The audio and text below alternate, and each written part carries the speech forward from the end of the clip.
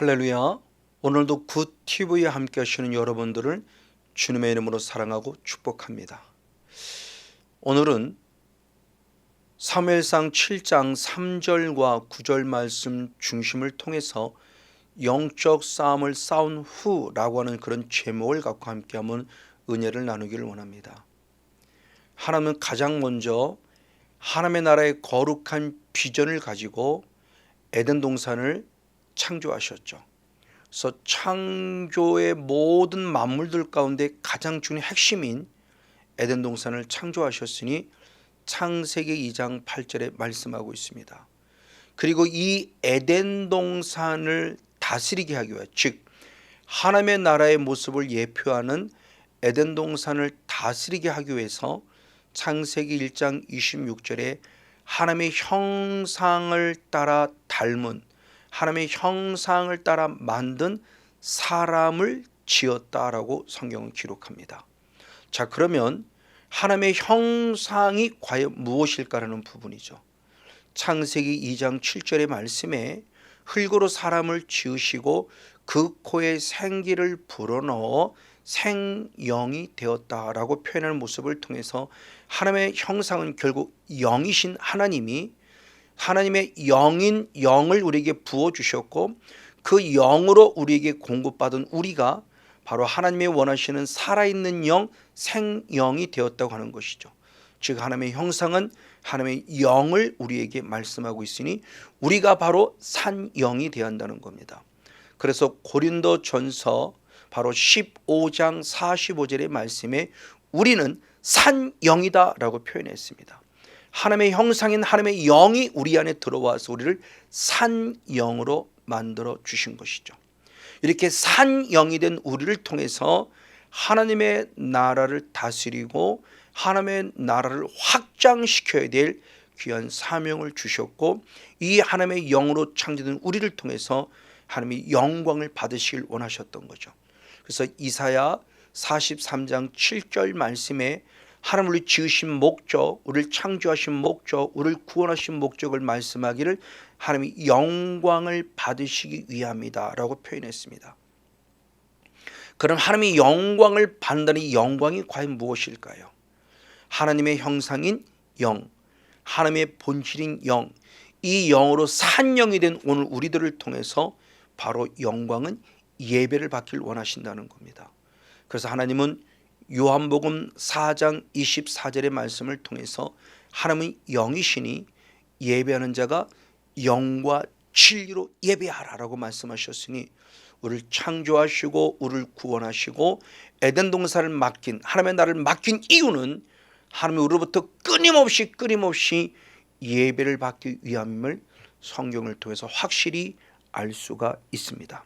자, 그러나 대단히 안타깝게 하나님의 산영으로 우리들이 살려주는 영으로 공급받아 우리가 산영이 되었는데 창세기 2장 17절의 말씀에 선악을 알게 하는 나무의 열매를 먹는 순간 정령 죽었다라는 모습을 통해서 살아있는 영, 산영이 죽은 영이 되어버리고 마는 끔찍한 사건이 벌어집니다.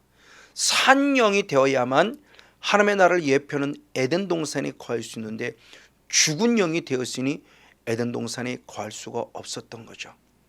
그래서 창세기 3장 24절에 하나님은 어쩔 수 없이 우리를 에덴 동산에서 쫓아내셨다라고는 아픔의 모습을 봅니다. 그러나 지난주도 말씀을 드렸듯이 쫓아냈다는 그 사건 자체가 무조건 우리에게 나쁜 것만은 아닙니다. 왜냐하면 오히려 쫓아냄을 통해서 새로운 돌아오는 회복의 길을 주님이 가르쳐 주셨기 때문입니다. 그 첫 번째가 창세기 3장 21절 말씀에 우리들에게 가죽옷을 입혀 주셨다라고 표현해요. 이 가죽옷을 입혀 주셨다는 것은 나를 대신해서 내 죄를 대신해서 어떤 짐승이 죽었고 그 짐승이 자기의 옷을 우리에게 입혀준 걸 말하죠. 이제 우리는 이걸 압니다. 요한복음 1장 29절의 말씀에 예수님이 세상 죄를 지고 간 하나님의 어린 양이라고 표현했으니 그 어린 양이신 예수님이 나를 대신해 죽으셔서 피 흘려 죄를 사하셨고 그분이 당신이 입은 거룩한 옷을 우리에게 입혀주셨죠. 그래서 갈라디아 3장 27절 말씀에 바로 말씀하기를 그리스도로 옷 입었느니라 말씀하며 하나님이 내게 입히는 가죽옷은 결국 예수님의 피값을 통해서 얻어진 거룩한 의의 옷이니 그 옷을 입혀줬던 걸 말씀하죠. 그리고 이어서 다시는 그 옷을 빼앗기지 않도록 하기 위해서 영적 삶의 원리를 알려주셨으니 창세기 3장 15절의 말씀에 여자의 후손인 예수 그리스도 그리고 우리들이 사탄과 원수가 될 것을 말하며 우리는 사탄의 머리를 짓밟든지 내가 만약 사탄의 머리를 짓밟지 않으면 사탄이 우리의 발꿈치를 물어서를 해야 하는 모습들이 있다는 영적 삶의 원리를 알려주셨죠. 그러므로 사탄에게 우리의 발꿈치를 물리지 않으려 한다면, 해를 당하지 않으려 한다면 내가 먼저 그를 짓밟아야 하는 영적 삶의 원리를 실제로 알려주었습니다. 그래서 예수님은 이 말씀을 우리에게 좀 더 구체적으로 말씀해 주실 때 마태복음 11장 12절의 말씀에 천국은 침노를 당하나니 침노를 빼앗는다고 말하며 가나안의 영성에 우리가 가나안의 7 족속을 쫓아낼 사건을 통해서 가나안 땅을 에덴 동산, 가나안 땅을 하나님의 나라를 만들 것에 대한 이 비유를 통해서 영적 원리를 알려주셨죠. 그래요. 그래서 예수님은 친히 말씀하기를 누가복음 13장 24절의 말씀에 좁은 문 들어가기를 힘쓰라 그랬어요. 들어가기를 많은 자들이 구하여도 들어가는 자가 많지 못하리라 라는 말씀을 통해서 좁은 문은 천국문을 말하고 그 천국문을 들어가면 힘써야 한다고 말했습니다. 이 힘쓴다는 우리 사전적 의미는 무엇인가 더 열심히 하는 게 힘쓴다는 의미죠. 그런데 성경 자체 원어를 본다면 우리가 갖고 있는 힘쓰라는 원어와는 조금 먼, 오히려 그 뜻은 아고니조마이라는 원어를 가졌으니 그 아고니조마이라는 원어는 디모데전서 6장 12절의 말씀을 통해서 보면은 믿음의 선한 싸움을 싸워라 할 때 그 싸워라가 아고니조마입니다. 해석에 대한 아쉬움이죠. 천국에 들어가려면, 좁은 문을 들어가려면 그러므로 너희는 믿음의 선한 싸움을 싸워라 이렇게 해석이 되었다면 지금 우리 신앙관이 많이 달라질 것이라고 생각합니다. 맞습니다. 이와 같이 천국문을 향해 나아갈 때 예수님을 나의 구원자로 믿음의 사람이 됐으면 믿음에 이르도록 자라가는 과정 속에서 반드시 영적 삶이 필수임을 가르쳐주고 있습니다. 단순히 육신의 병을 고침받기 위한 영적 삶이 아닙니다. 자, 그러면 이렇게 영적 삶을 싸운 다음에 주님 원하는 게 무엇일까요? 주님은 분명히 우리에게 답을 알려줬습니다. 대표적으로 마태복음 4장 10절의 말씀입니다. 사탄아 물러가라 라고 말하며 예수님이 드디어 사탄과의 세 번째 싸움에서 사탄을 쫓아냅니다. 그리고 그 이후에 아주 중요한 말씀하셨죠. 그리고 하나님을 경배하라. 다만 그리고 그만 섬기라 라고 말씀합니다. 경배하고 섬긴다는 말씀은 하나님을 예배하라는 거예요. 즉 영적 싸움을 싸워서 뭔가 병을 고쳤다, 영적 싸움을 싸워서 언제 어떤 문제가 풀어졌다, 이것으로 만족하지 말고 이런 영적 싸움을 싸웠으면 반드시 무엇하느냐, 하나님을 경배하고 섬기는 예배자가 되는 사후관리를 해야 한다는 것이죠. 이걸 더 적극적으로 알려준 자가 바로 여호수아죠. 여호수아는 일평생 철저하게 가나안 땅에 이르러서 가나안의 7 족속을 쫓아내는 영적 싸움을 싸웠죠. 그리고 마지막 자기 신앙관을 고백합니다. 뭐라고 고백하느냐, 유언과 같은 고백을 했을 때 아주 중요한 고백을 하죠. 하나님을 경외하라, 그리고 그를 섬기라. 그러면서 주님이 여호수아가 귀한 조건을 달았으니 바로 너희들이 애굽에서 섬기던 신들을 제하라, 쫓아내라. 그리고 무엇이냐, 여호와만 섬기라고 말하는 확실한 비전을 제시해 주었어요. 쫓아냈도록 끝나지 말고 쫓아냈으니 이제는 하나님을 예배하는 예배자가 되라고 말씀했습니다. 근데 이거는 이미 여호수아가 있기 전에 바로 광야의 영성 때 주님이 이미 알려준 거룩한 영적인 비밀입니다. 그래서 출애굽기 34장 24절에 말씀할 때 주님이 친히 말씀하셨으니 뭐라고 말씀하느냐, 내가 너희들 앞에 모든 신들 열방을 다 쫓아낼 것이다. 그리고 너희의 지경을 넓혀줄 것이다.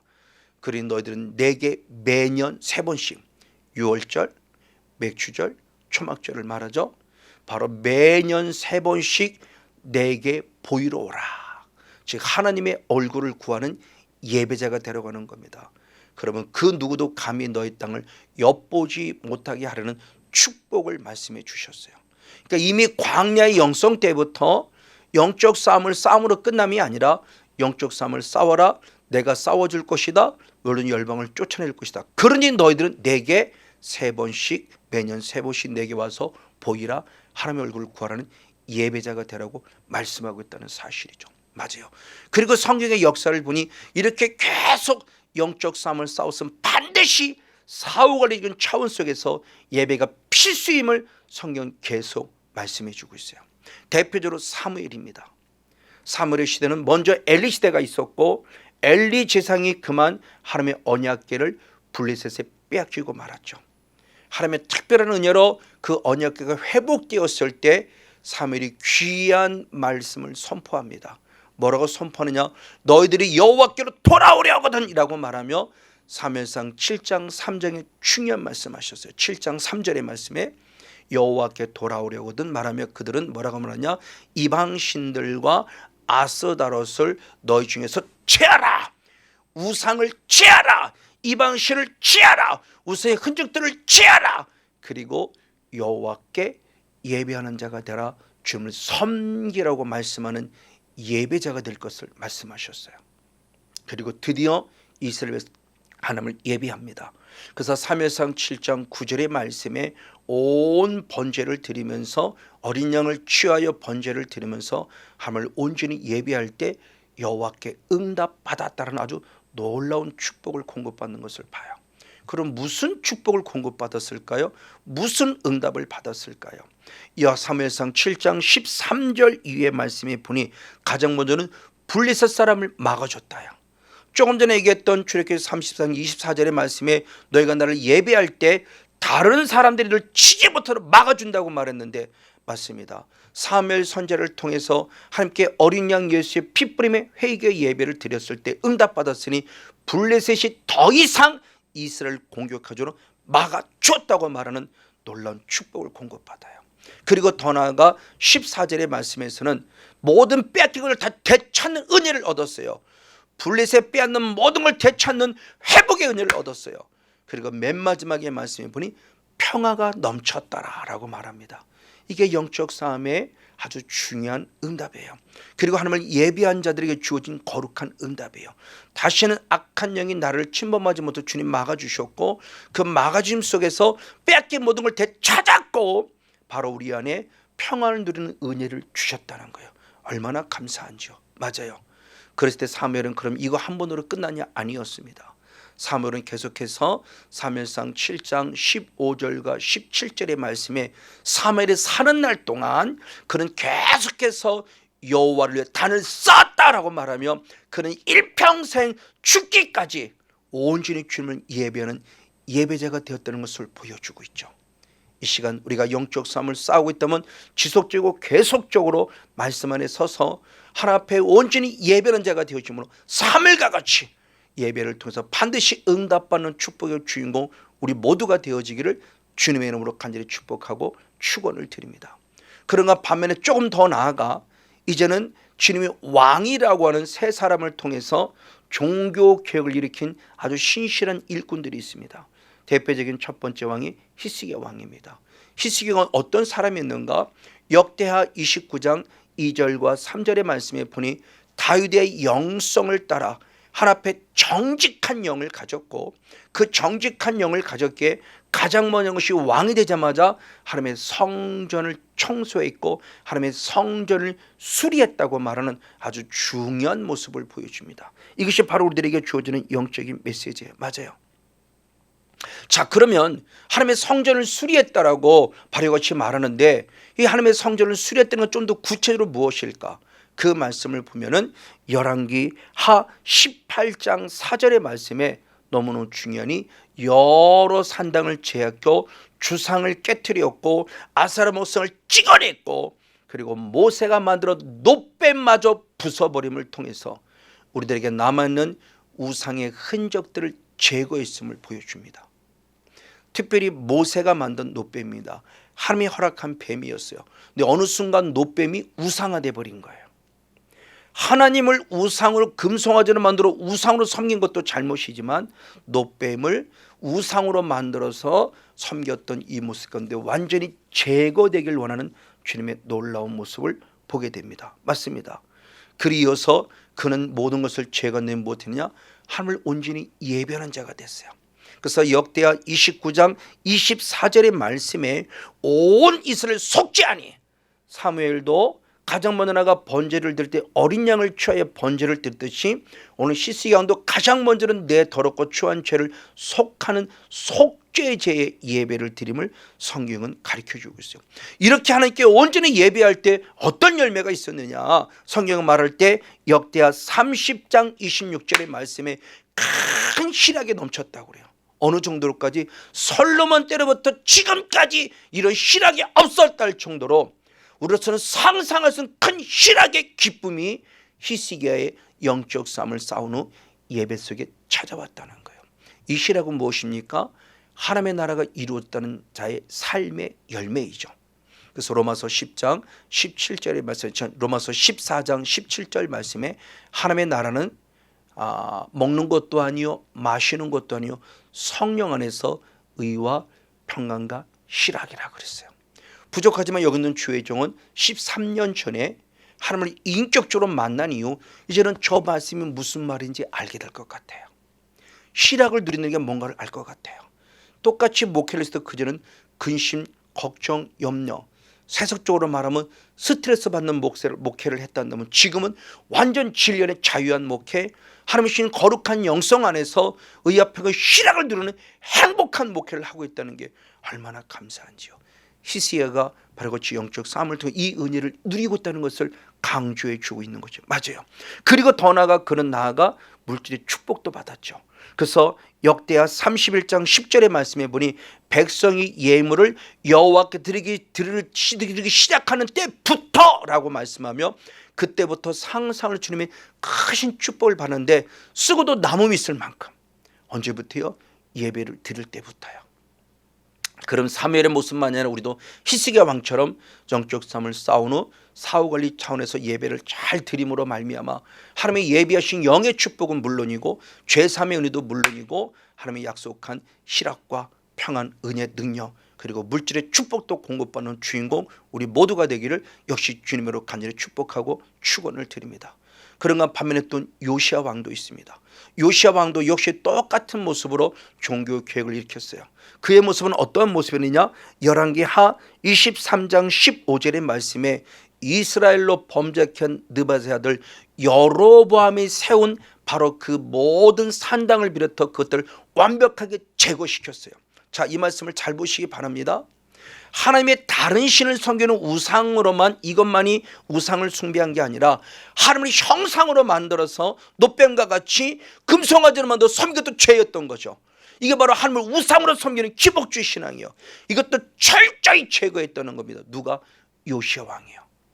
그럴 때 하나님이 주시는 이 은혜가 있었으니 요시야 왕을 이렇게 통해서 유월절 예배가 회복이 됐어요. 그래서 열왕기하 23장 21절의 말씀에 드디어 여호와를 위하여 유월절을 지켰다. 근데 중요해요.